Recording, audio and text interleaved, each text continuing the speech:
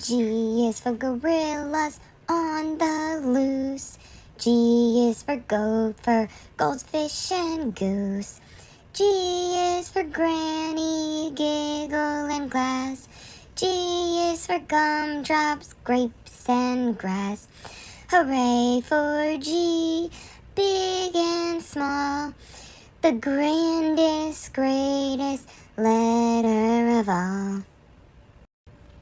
This is the letter G. Capital G, lowercase g. G, g, g is the sound of G. This is Gerald, my gorilla, and he's going to help us with the letter G today. The letter G can actually make two sounds, like J, J, J for Gerald, and G, G, G for gorilla. To pronounce the G sound, you need to open your mouth just a little bit and hold your tongue back towards like this part of your mouth. G. And then you're going to use your voice to push your tongue forward just a little bit and say G. Touch your throat while you say G. You can feel your throat vibrate when you pronounce the G sound. The motion for G is G, G, G, with your arms above your head. G can also make the sound J, J, J, like you're working out in the gym.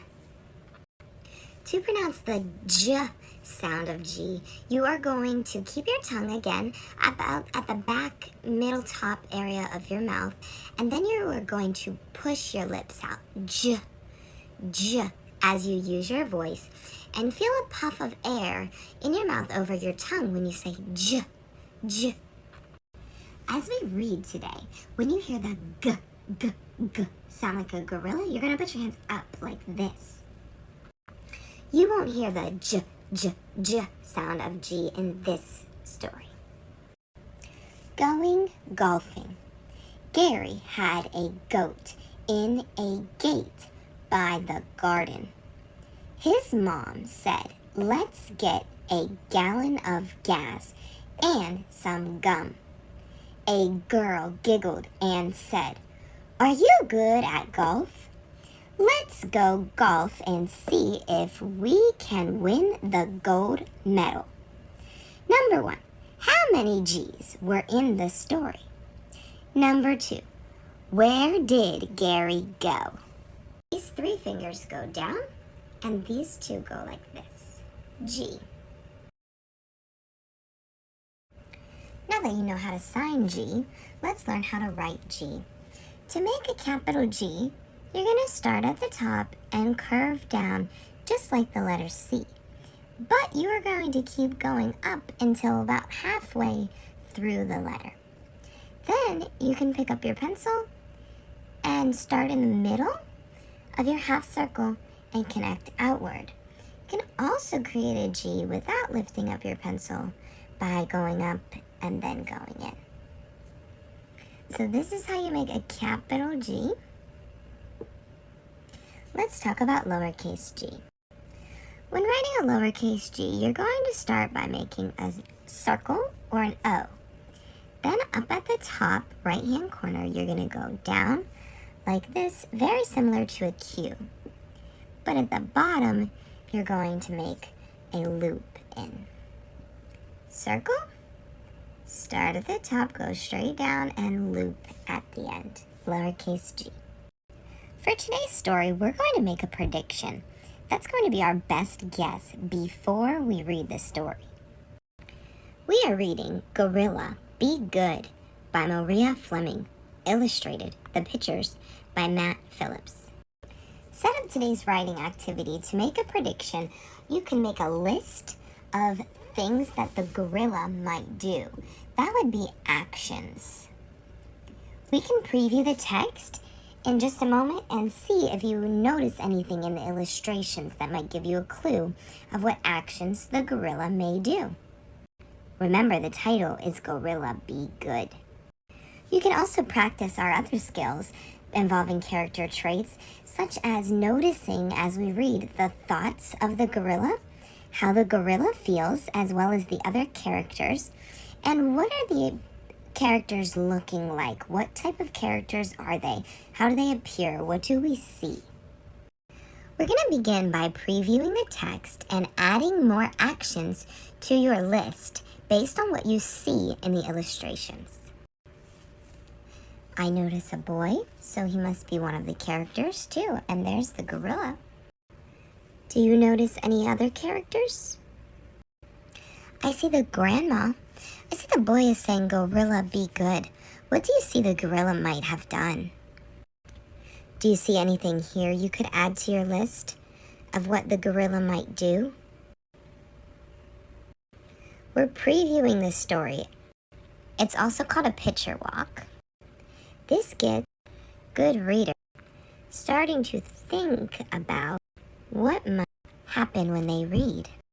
Now that we've previewed the text, go ahead and update your chart. Gorilla, Be Good by Maria Fleming, illustrated by Matt Phillips. On Monday, I went to the zoo. Guess who followed me home? A gorilla. I asked my mom if he could stay. If he's a good guest, Mom said. On Tuesday, Gorilla broke Granny's glasses and gabbed on the phone all day. Gorilla, be good. On Wednesday, Gorilla trampled the grapes growing in the garden. Gorilla, be good. On Thursday, Gorilla gobbled up a gooseberry pie, a gallon of ice cream, and other goodies. Gorilla, be good. On Friday, Gorilla dressed like a ghost and scared the goldfish. Boo! Gorilla, please be good. On Saturday, Gorilla glued gumdrops to Dad's galoshes. I'm going to use a picture clue from the text. I see the gumdrops. So what are Dad's galoshes? Very good. Gorilla, please be good. Let's make another prediction. What do you think is going to happen? Is the gorilla being a good guest, like Mom said he needed to be? On Sunday, Gorilla invited a gang of friends over. The gorillas played golf and other games. They made a great mess. Gorilla, please be good. That gorilla must go, Mom said. He has been a terrible guest. Goodbye, Gorilla. Make sure you include how the characters are feeling at this point in the story. On Monday, I went to visit Gorilla at the zoo. Guess who followed me home? Good grief! All right, include again how the characters are feeling at this point in the story, and add anything to your list about the gorilla's actions that you may not have already predicted. Thanks for watching, thanks for listening, thanks for subscribing, and most importantly, thanks for working so hard to learn to read with Miss Odell on Wilt, What I Learned Today. G, G, G, J, J, J, the sounds of G.